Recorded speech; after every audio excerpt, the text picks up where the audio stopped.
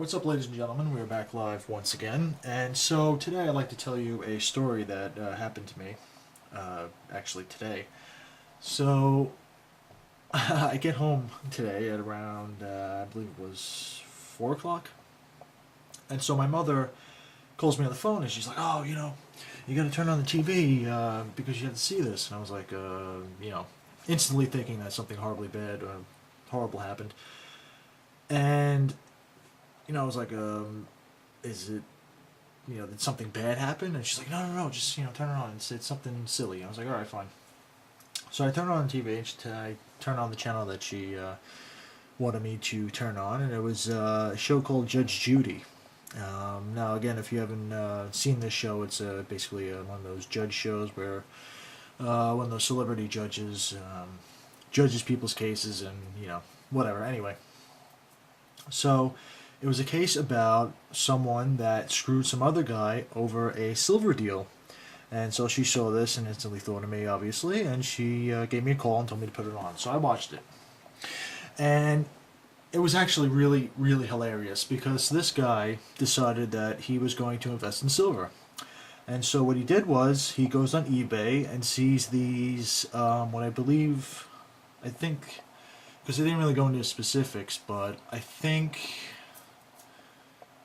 it was Engelhard bars, which are obviously, if you're watching this video, you probably know, especially on eBay, are notorious for being fakes. They have obviously a silver coating or some sort of something inside that's not actually silver, so it's not, for example, a 100-ounce bar is not really 100 ounces of silver, it's maybe 10 ounces on the outside and has some sort of like tungsten in the middle or whatever. Anyway, so they're fake. So this guy sees this listing, and he actually had a copy of the receipt that he paid to these, wherever he got them from on eBay. That he paid only this is when silver was $30 an ounce. He paid $10 an ounce for these bars. And he thought that he was getting this incredible deal, that they were great, and all this stuff. Now, the case really didn't go into specifics as to whether he actually bought them knowing that they were fake. Now, this is back when eBay allowed, I believe, fake coins. Now they obviously are cracking down on it as of, as far as I understand, the last couple of months. I know now that it's against eBay's terms to sell fake coins and fake, other stuff on eBay, especially coins. So, like for example, that coin that you see on the screen, if you don't know already, is a fake. So I can't actually go sell that. Not that I actually want to. Anyway, getting back to my original point. So this guy buys these bars for $10 an ounce, and he's thinking that he's got a great deal, that this is fantastic, that he's going to make a tremendous amount of money. So he ends up selling it to this coin dealer, I guess where that was around him, and he sold them for $1 on the spot. And now the coin dealer is thinking that he's getting a great deal, that this guy doesn't know what he's doing, and that he's, for whatever reason, selling them $1 under spot at that particular time. So, long story short, this coin dealer ends up figuring out that these bars are fake and gets them tested by some sort of, testing place, and he gets the results back that they're actually fake. So he sues the guy, and so they end up on Judge Judy, and basically, in a really quick summary, she told the guy that bought the bars on eBay that he was incredibly stupid and had a single-digit IQ. And one of the reasons why I don't actually like watching that show is because she has a tendency to, because this is not obviously the first time that I've watched it, she has a tendency to insult people, and it's just really not something that I actually enjoy.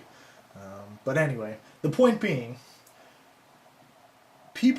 there are people that invest in silver that, I guess because this guy was, they didn't really specify, or at least he didn't really talk about whether this was his first time investing in silver.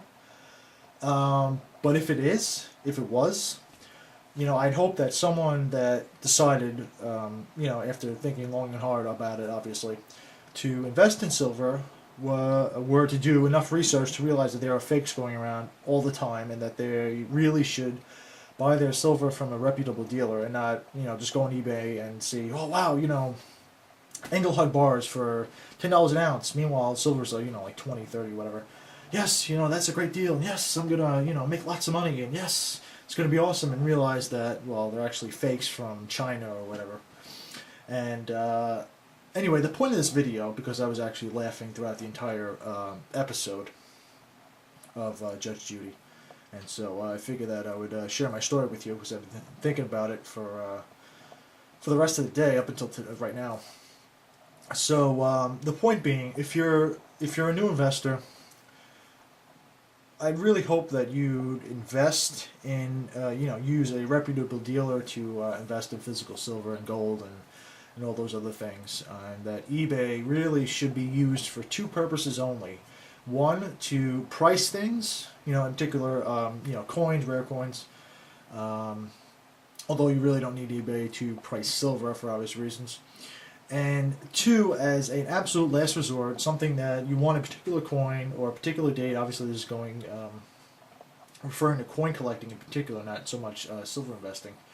But if you're looking for a specific date and you can't find it, and there's only your last resort, you've done all kinds of research, you've looked everywhere, you can't find this particular date in this particular grade for whatever reason, you go on eBay, and that basically should be your last resort.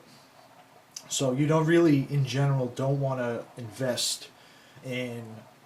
Again, I'm obviously speaking to the choir here, so you guys know this, but you really shouldn't be investing in a large Actually, you should be investing. I shouldn't say that, but you should be using eBay to invest in silver, at least at that high quantity. And ultimately, the guy sold this coin dealer about like 4,500 in silver, and so the guy that bought the silver on eBay got screwed out of that because he now had to pay the guy 4,500. And so apparently, for some reason, they couldn't get the money back in eBay, and their defense was basically that they had no idea that they were fake, and so they shouldn't be responsible. And but anyway, I'm starting to ramble now, so I'll stop. I thought it was pretty funny, and I figured that I would share this with you guys. And considering the fact that I haven't done a video in quite some time now, since I've been busy with real life stuff. But anyway, thanks for watching this video. Remember to subscribe to support the channel, like this video, leave me a comment as always, and we will see you all next time. Take care, everybody.